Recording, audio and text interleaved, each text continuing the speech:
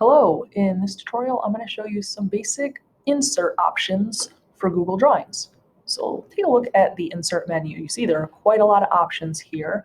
You can insert pictures, text boxes, shapes, tables, just like you would in Docs, charts, which are a little bit more advanced. It's more of a level 2 skill. Diagrams, which again would be covered in the level 2, and word art, and basic lines. So let's take a look. We're going to take a look at really these top three here, images, text boxes, and shapes.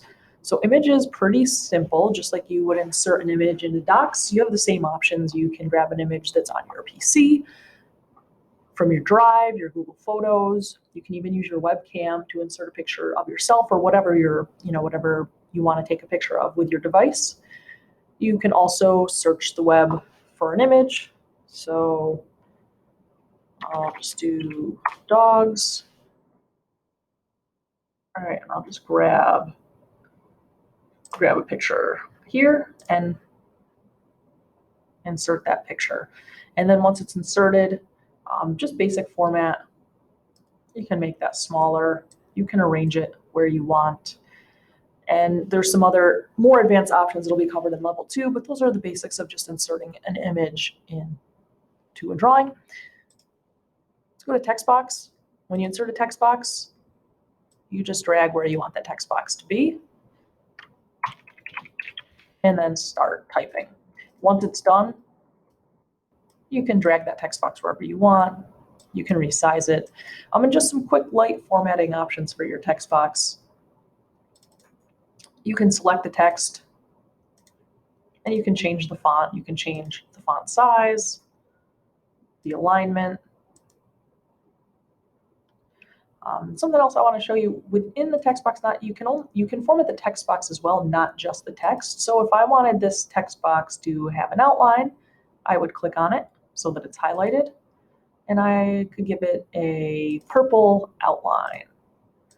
I can make that outline thicker, and I can also use the fill color to give that a different background.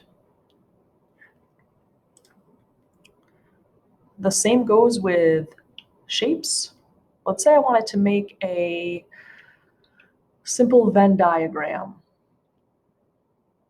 for my students. Let's create a circle. And then, you know what, I could actually just go and insert another circle, or I can Control-C and Control-V to copy and paste. And then I can drag these circles a little bit larger if I want. Now you can see one issue here is that these circles are overlapping each other. So if I click on both circles at the same time, I can make the fill color transparent. And then I can also play around with the border colors and the border thicknesses. And there you have it. There's my Venn diagram, and I can move it around.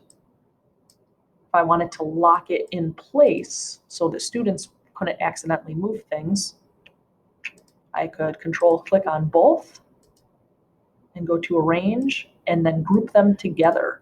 So now what'll happen is they move together, and if I resize both, they both move together.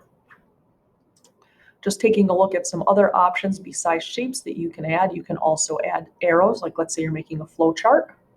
You can add callouts, such as thought bubbles, great for students making memes or other activities where they're asked to show their understanding. And you also have some equation options here.